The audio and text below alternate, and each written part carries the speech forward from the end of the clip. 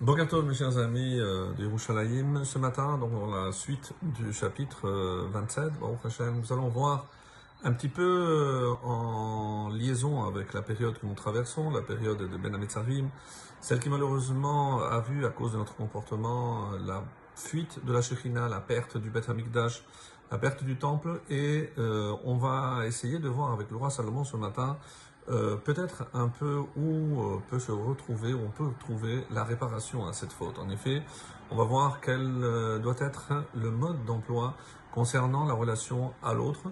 Et je rentre tout de suite dans le vif du sujet avec le verset Yud-Tet, le verset 19 qui dit, un verset extrêmement connu puisqu'il est souvent cité et souvent on ignore que l'origine est dans Michelet, dans les proverbes. Kamaim hapanim lapanim. Alors pour traduire, kamaim, c'est littéralement c'est comme l'eau, le visage au visage. Alors pour donner un sens à cette traduction, comme le reflet du visage dans l'eau, ken lev ha-adam la adam. Ainsi est le cœur de l'homme pour l'homme.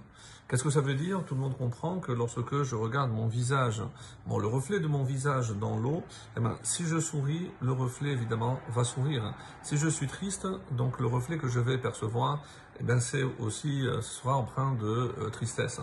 Donc qu'est-ce qu'il veut dire ici le roi Salomon? Ainsi le cœur de l'homme pour l'homme. Autrement dit, si je veux apporter de la joie à quelqu'un, ce n'est pas en lui disant « sois joyeux », c'est en étant joyeux. C'est lorsque je viens avec un sourire, c'est ça qui va provoquer le sourire chez l'autre. Donc si les paroles que je vais prononcer, même si ce sont des paroles des fois un peu dures, comme on le voit chez les prophètes, quelque part on dit que si ces reproches sont faits avec amour, évidemment, les paroles qui sortent du cœur donc peuvent pénétrer dans le cœur de l'autre. Mais ne pas oublier que l'autre est le reflet de moi-même. Donc lorsque je vois quelque chose qui ne va pas chez lui, c'est souvent parce que, comme le Baal Shem Tov disait, c'est pour me montrer et me rappeler que chez moi il y a quelque chose qui ne va pas non plus. Par exemple, on a vu que Hachem a reproché souvent aux prophètes. C'est vrai que les prophètes doivent transmettre souvent des paroles très dures au peuple, des paroles de reproche. Mais lorsque ce même prophète s'adresse à Dieu, qu'est-ce qu'il doit faire? Uniquement faire l'éloge du peuple juif.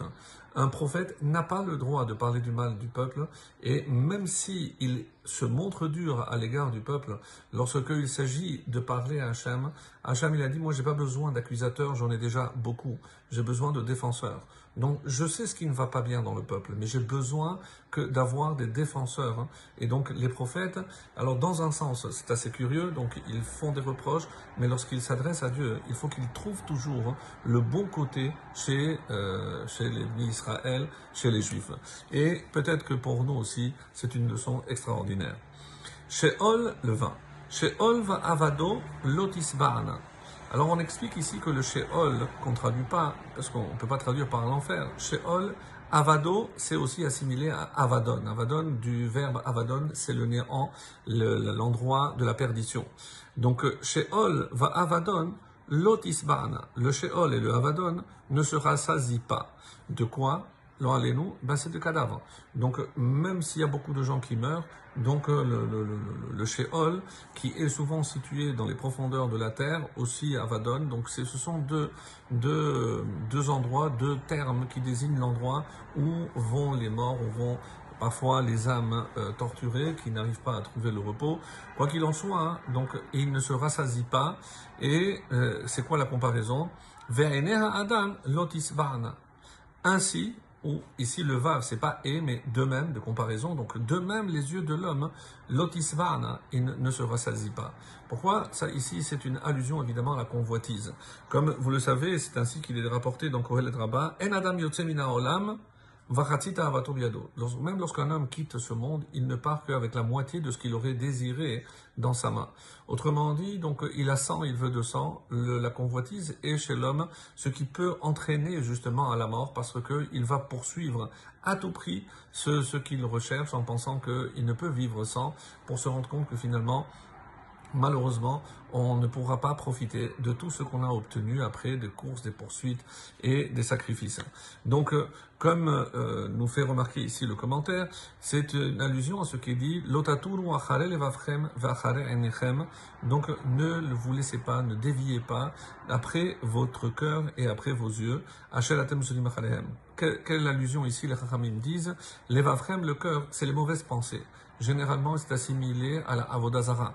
La Avodazara, donc, c'est mettre en doute la suprématie d'Hachem, que Hachem contrôle ce monde, que tout ce qui se passe, c'est la volonté d'Hachem, sauf évidemment lorsque l'homme fait de mauvais choix, bien entendu. Et les yeux, c'est Gilou Yarayot, c'est la faute de la débauche. Donc, dans ce verset, il y a une mise en garde. Attention de ne pas se laisser entraîner, ni vers la Avodazara, ni Gilou Yarayot, c'est les deux fautes qui, malheureusement, sont tapis et qui attendent de l'homme tout le temps. Donc, c'est les mauvaises pensées, des pensées, malheureusement, de doute et autres, que Amalek va distiller à l'intérieur de nous. Et l'autre, c'est le Gilou Yarayot, c'est malheureusement la débauche et les relations interdites.